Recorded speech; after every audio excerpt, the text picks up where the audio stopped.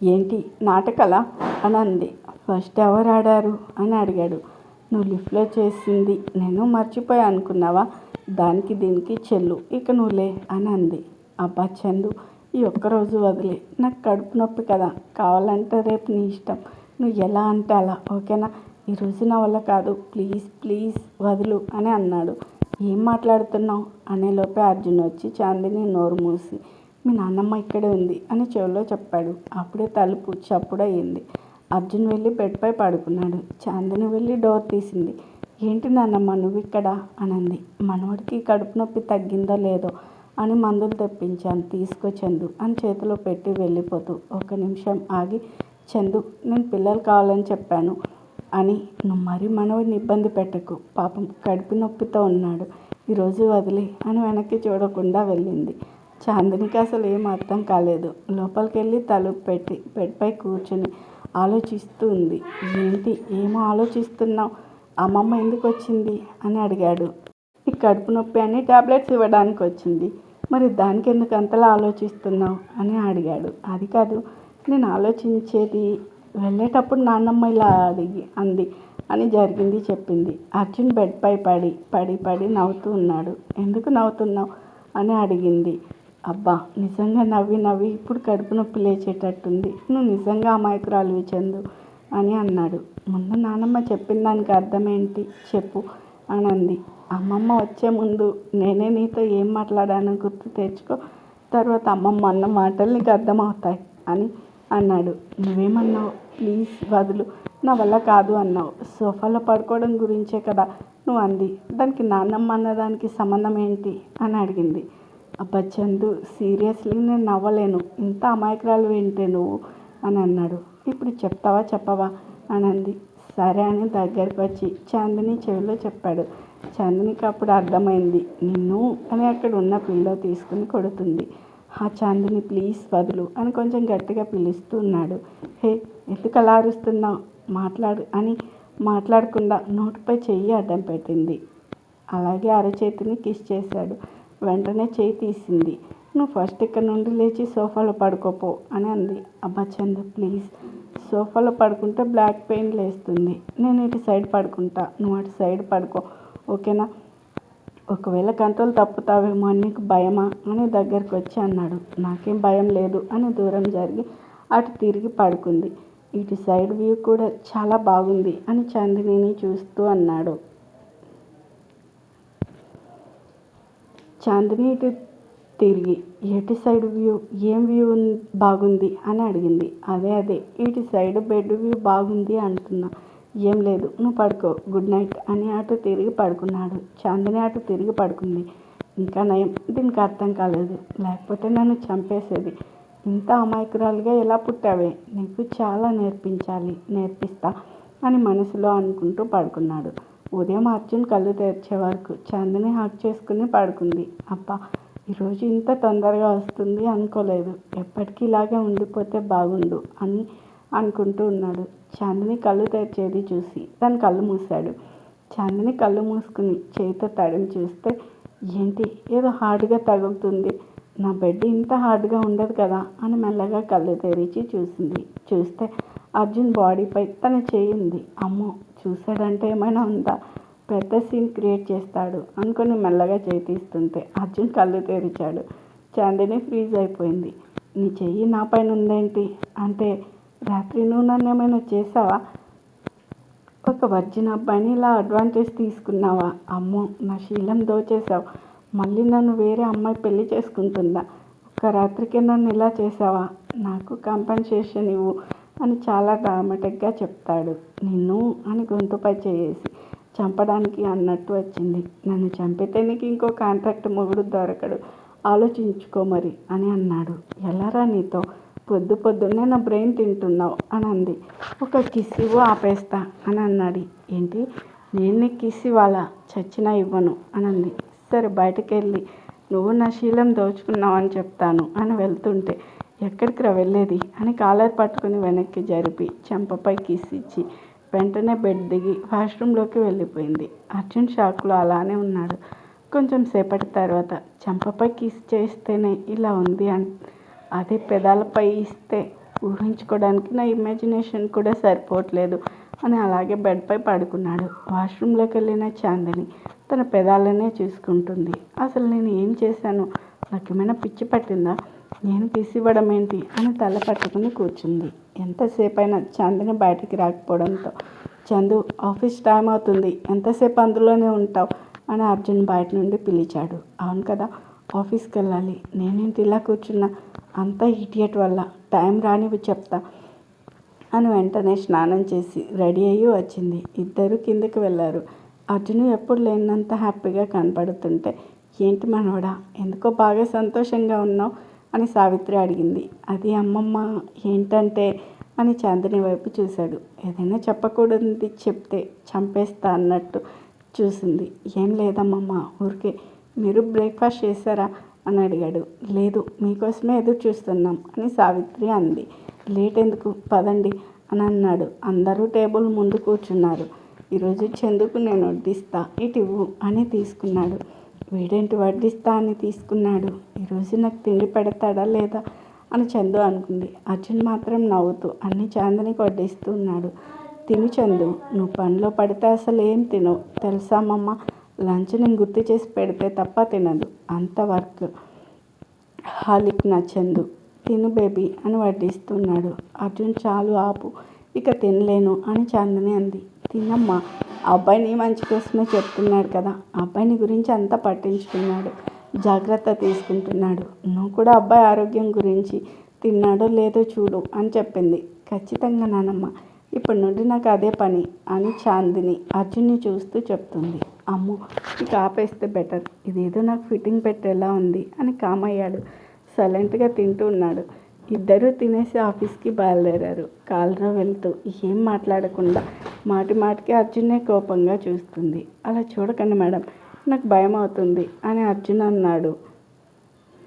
అసలు నీకు భయం అనే వర్డ్ కూడా తెలుసా అని అడిగింది. అదేంటి మేడం అలా అంటారు?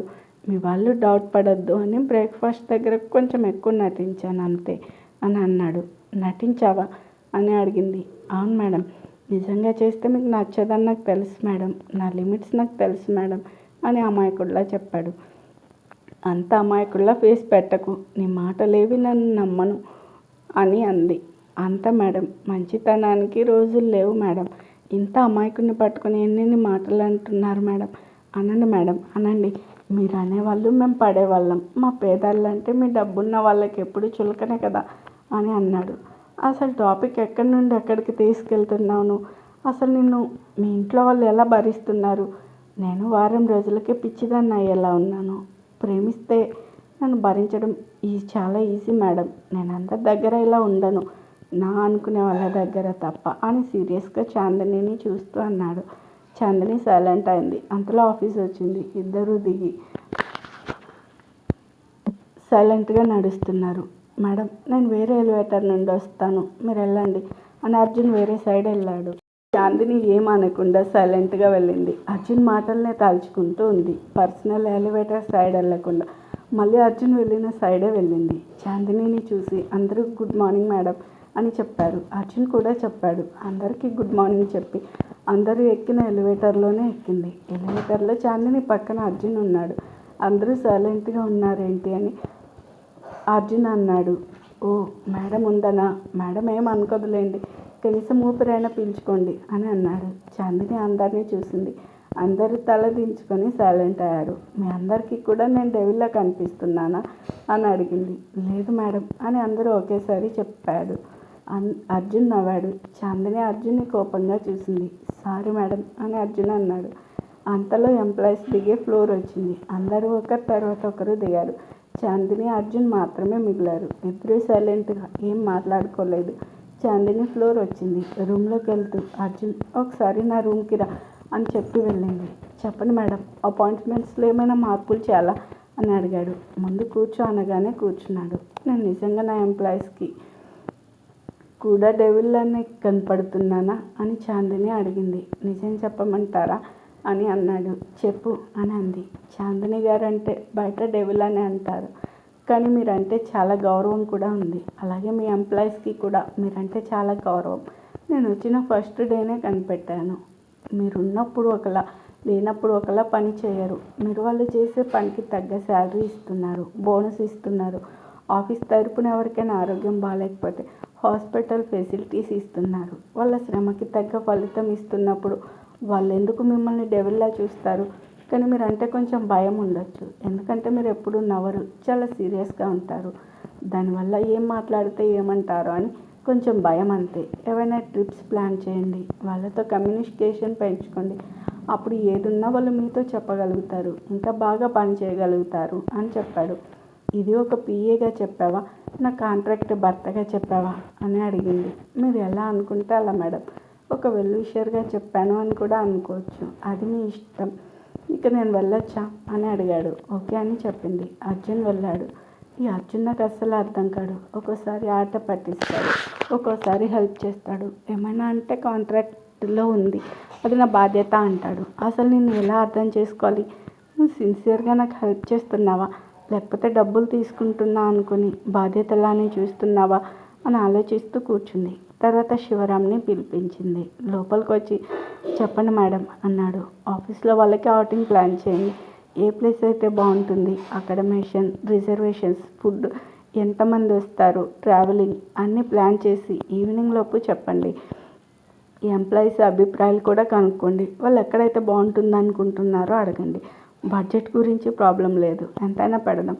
ఇన్ని ఇయర్స్ నుండి వచ్చిన సక్సెస్లో వాళ్ళకు భాగం ఉంది. సో ఆ పని చూడండి అని చెప్పింది. ఓకే మేడం అని వెళ్తూ ఉంటే ఇంకో విషయం, అవసరమైతే అర్జున్ హెల్ప్ తీసుకోండి అని చెప్పింది. ఓకే మేడం అని వెళ్ళాడు. బయటకు వచ్చిన శివరాం, ఈ అవుటింగ్ ప్లాన్ నీదేనా అని అర్జున్ని అడిగాడు. ఏంటి సార్ మీరు, మేడం ఏం చెప్పినా నేనే చెప్పినా అని అంటారు? ఇన్ని ఇయర్స్ చెప్పకుండా ఇప్పుడే అవుటింగ్ ఐడియా ఎలా వచ్చింది మేడంకి? నువ్వు తప్ప ఎవరు చెప్పే ఛాన్స్ లేదు. అయినా మంచి ఐడియా ఇచ్చావు, థ్యాంక్స్. ఆఫీస్లో అందరూ చాలా హ్యాపీగా ఫీల్ అవుతారు అని అన్నాడు. అమ్మయ్య, ఫస్ట్ టైం నన్ను మెచ్చుకున్నారు సార్ మీరు అని అన్నాడు. మేడం అందరి అభిప్రాయాలు తెలుసుకుని ప్లాన్ చేయమన్నారు. నీ హెల్ప్ కూడా తీసుకోమంది. నాతో పాటు నువ్వు రా అని తీసుకెళ్ళాడు. బయటకు వచ్చిన శివరాం, ఈ అవుటింగ్ ప్లాన్ నీదేనా అని అర్జున్ని అడిగాడు. ఏంటి సార్, మేడం ఏం చెప్పినా నేనే చెప్పినా అని అంటారు? ఇన్ని ఇయర్స్ చెప్పకుండా ఇప్పుడు అవుటింగ్ ఐడియా ఎలా వచ్చింది మేడంకి? నువ్వు తప్ప ఎవరు చెప్పే ఛాన్స్ లేదు. అయినా మంచి ఐడియా ఇచ్చావు, థ్యాంక్స్. ఆఫీస్లో అందరూ చాలా హ్యాపీ ఫీల్ అవుతారు అని అన్నాడు. అమ్మయ్య, ఫస్ట్ టైం నన్ను మెచ్చుకున్నారు మీరు అని అన్నాడు. మేడం అందరి అభిప్రాయాలు తెలుసుకొని ప్లాన్ చేయమన్నారు. నీ హెల్ప్ కూడా తీసుకోమంది. నాతో పాటు నువ్వు రా అని తీసుకెళ్ళాడు. ఎవరి పనులు వాళ్ళు సిన్సియర్గా చేసుకుంటున్నారు. అందరూ ఒకసారి ఇలా రండి అని శివరాం పిలిచాడు. అర్జున్ పక్కన నిలబడ్డాడు. ఏంటి సార్, మళ్ళీ ఏమైనా బోనస్ ఇస్తున్నారా అని ఒకరు అడిగారు. లేకపోతే శాలరీ హైక్ చేస్తున్నారా సార్ అని ఇంకొకరు అడిగారు. మీరే మాట్లాడతారా, నన్ను చెప్పనిస్తారా అని అన్నాడు శివరాం. ఎవరు మాట్లాడలేదు. మేడం అవుటింగ్కి వెళ్దామన్నారు, మీకు ఓకేనా అని అడిగారు. అందరూ షాకింగ్గా శివరాంని చూస్తున్నారు. ఏంటి అంత షాక్ అయ్యారు? నిజంగానే మేడం వెళ్దామన్నారు. ఎక్కడైతే బాగుంటుందో మిమ్మల్ని అడిగి మీ ఒపీనియన్ తెలుసుకోమన్నారు. సో చెప్పండి అని శివరాం అన్నాడు. ఇప్పటికీ ఎవరు ఏం మాట్లాడలేదు. సార్ వీళ్ళెవరికి అవుటింగ్ ఇష్టం లేదనుకుంటా, పదండి మేడంకి చెప్దాం అని అర్జున్ వెళ్తుంటే సార్ అని అందరూ ఒకేసారి పిలిచారు. అంత పని మాత్రం చేయకండి సార్, మేడం ఇప్పటి వరకు మమ్మల్ని ఎంత బాగా చూసుకున్నా బయట ఎక్కడికి తీసుకెళ్ళలేదు అనే లోటు ఎప్పటికీ ఉండేది అని ఒకరు అన్నారు. ఇప్పుడు మేడమే తీసుకెళ్తా అంటే మేము ఎలా వద్దంటాం సార్ అని ఇంకొకరు అన్నారు. ఏదో షాక్లో ఏం మాట్లాడలేదు అంతే. ఒక 5 minutes టైం ఇవ్వండి సార్, ఇప్పుడే చెప్తాము అని ఇంకొకరు అన్నారు. హే ఎక్కడికి వెళ్తే బాగుంటుంది అని ఒకరు, హే లేదు ఇక్కడికి వెళ్తే బాగుంటుందని ఇంకొకరు. అలా అందరూ వాళ్ళలో వాళ్ళు మాట్లాడుకుంటూ ఉన్నారు. హే లహరి రిసార్ట్స్ ఎలా ఉంటుంది అని ఒకరు అన్నారు. ఆల్రెడీ మేము వెళ్ళాం, వద్దు అని ఇంకొకరు అన్నారు. ప్రగతి రిసార్ట్స్ ఎలా ఉంటుంది అని ఒకరు అంటే హే వద్దు అని ఇంకొకరు అన్నారు. అలా ఎవరు ఒక డెసిషన్కి రాలేకపోతున్నారు. వీళ్ళని చూసి అర్జున్, శివరాం నవ్వుకున్నారు. చిన్నపిల్లల్ని స్కూల్లో బయటకు తీసుకెళ్తా అంటే ఎలా అల్లరి చేసేవారో అలా అల్లరి చేస్తున్నారు అందరూ. మీ అందరికీ ఓకే అయితే నేను ఒక ప్లేస్ చెప్పనా అని అర్జున్ అన్నాడు. అందరూ అర్జున్ వైపు తిరిగి ఏంటి సార్ అన్నారు. ట్రెజర్ ఐలాండ్ రిసార్ట్ చాలా బాగుంటుంది. 1 డే స్టే చేయొచ్చు. Indoor outdoor games, swimming pool, party కూడా చేసుకోవచ్చు. ఏమంటారు అని అడిగాడు. సూపర్ సార్, అక్కడికి వెళ్దాం అని అందరూ అన్నారు. ప్రాబ్లం సాల్వ్ అని శివరాంతో అన్నాడు. శివరాం నవ్వుకుంటూ ఎవరెవరు వస్తున్నారో మీ నేమ్స్ టీమ్ లీడర్కి ఇవ్వండి. టీమ్ లీడర్ నాకు ఇస్తాడు. ఆ పని లంచ్ టైంలో చేయండి, ఓకేనా? ఇప్పుడు వెళ్ళి ఎవరి పనులు వాళ్ళు చేసుకోండి అని శివరాం చెప్పాడు. ఓకే సార్ అని అందరూ వెళ్ళారు. శివరాం అర్జున్ బయటకు వచ్చాడు. ప్రతి ప్రాబ్లంకి సొల్యూషన్ నీ దగ్గర ఉంటుంది కదా అని శివరాం అన్నాడు. అదేం లేదు సార్, నాకు ఆ ప్లేస్ తెలుసు, చెప్పానంతే అని తన సీట్కి వెళ్ళాడు. శివరాం చాందిని రూమ్కి వెళ్ళాడు. మేడం, ట్రెజర్ ఐలాండ్కి అందరూ ఒప్పుకున్నారు. అందరూ చాలా హ్యాపీగా ఉన్నారు మేడం అని చెప్పాడు. గుడ్, రేపు వెళ్దాం. అందరికీ ఓకేనా అని అడిగి ఏర్పాట్లన్నీ చూడండి అని చెప్పింది. మేడం, మీరు కూడా వస్తున్నారా అని అడిగాడు. ఏంటి అంకుల్, నేను రావద్దా అని అడిగింది. అయ్యో అది కదమ్మా, ఎప్పటికీ బయటికి రావు కదా, అందుకే అనుమానంతో అడిగాను అంతే అని అన్నాడు. నేను అర్జున్ కారులో వస్తాం, మీరు కూడా మాతో కారులో రండి, అందరికీ బస్సు ఏర్పాటు చేయండి అని చెప్పింది. లేదు మేడం, నేను వాళ్ళతో బస్సులోనే వస్తాను, ఆ ఏర్పాట్లు చూస్తాను అని శివరాం వెళ్ళాడు. చాందిని తన పనిలో తాను పడిపోయింది. అర్జున్ హెల్ప్తో శివరాం అన్నీ ప్లాన్ చేశాడు. లంచ్ టైం అయింది. నేను వెళ్ళి మేడంకి లంచ్ పెట్టేస్తా అని అర్జున్ అన్నాడు. చాందిని రూమ్లోకి వెళ్ళి మేడం లంచ్ చేయండి అని అన్నీ సర్దాడు. లంచ్ అనగానే మార్నింగ్ అర్జున్ అన్న మాటలు, తనకు బ్రేక్ఫాస్ట్ పెట్టింది అన్నీ గుర్తొచ్చాయి. నువ్వు కూడా రా, కలిసి చేద్దాం అనంది. ఇద్దరు కూర్చొని తింటూ ఉన్నారు. అవుటింగ్ ప్లాన్ ఎక్కడికి వచ్చింది, అన్నీ ఓకేనా అని అడిగింది. మేడం, అకామిడేషన్, బస్ అన్నీ రెడీ, అక్కడికి వెళ్ళాక అన్నీ వాళ్ళే చూసుకుంటారు అని చెప్పాడు. ఓకే, అక్కడికి వెళ్ళాక ప్రోగ్రామ్స్ ఏంటి, ఎలా ఏమైనా ప్లాన్ చేశారా అని అడిగింది. రేపు వెళ్ళగానే అందరూ ఫ్రెష్ అప్ అయి కొంచెం సేపు రెస్ట్ తీసుకుంటారు. 3 మెంబర్స్కి ఒక రూమ్ అలాట్ చేసాం. తర్వాత గేమ్స్ ఉన్నాయి, స్విమ్మింగ్ పూల్ ఉంది. ఎవరి ఇష్టం వాళ్ళు ఎంజాయ్ చేస్తారు. ఈవినింగ్ మీటింగ్ పెట్టి బెస్ట్ ఎంప్లాయీస్కి అవార్డు ఇస్తాం. నెక్స్ట్ డే జంగిల్ ఉంది, అక్కడ ట్రెజర్ గేమ్ పెడదాం. తర్వాత ఈవినింగ్ పార్టీ, డ్యాన్స్, సాంగ్స్, ఎవరిష్టం వాళ్ళు, ఎవరు చేయాలనుకుంటే వాళ్ళు చేస్తారు. ఫుడ్, వైన్ అన్నీ ఉంటాయి. వైన్ అంటే ప్రాబ్లం ఏమో అని చందని డౌట్ఫుల్గా అడిగింది. అదే చెప్పబోతున్నా, మీరే అడిగారు. ఫుడ్ ఎంతైనా తినొచ్చు, బట్ వైన్ లిమిట్లో ఉంటుందని ఫస్టే చెప్తాం. టోటల్గా 2 days అవుటింగ్. నెక్స్ట్ డే ఎవరి ఇంటికి వాళ్ళు వెళ్తారు. ఆ రోజు సండే కాబట్టి ఆఫీస్ ఉండదు. గుడ్, ఎవరికి ఎటువంటి ప్రాబ్లం, ఇబ్బంది రాకుండా చూసుకోండి.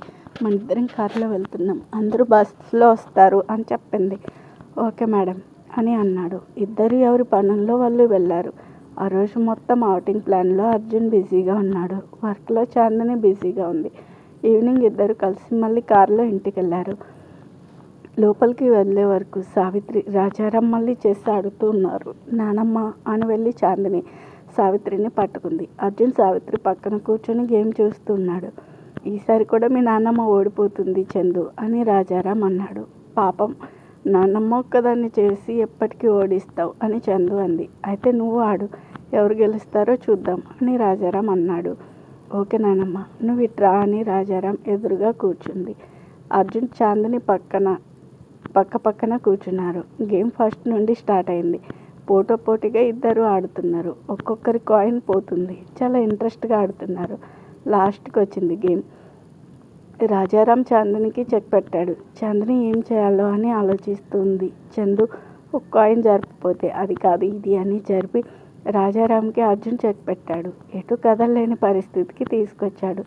ఇంకా ఏం ఆలోచిస్తారు తాతయ్య, గేమ్ ఓవర్ అని చాందిని అంది.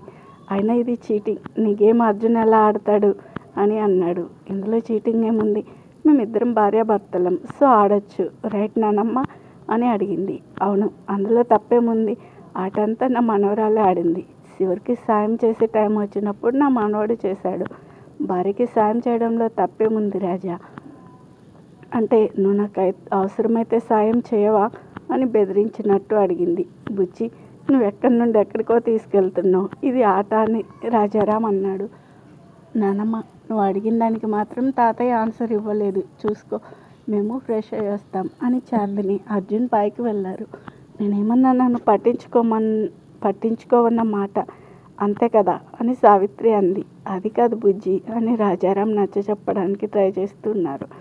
వాళ్ళిద్దరి గొడవ అలా కంటిన్యూ అవుతుంది.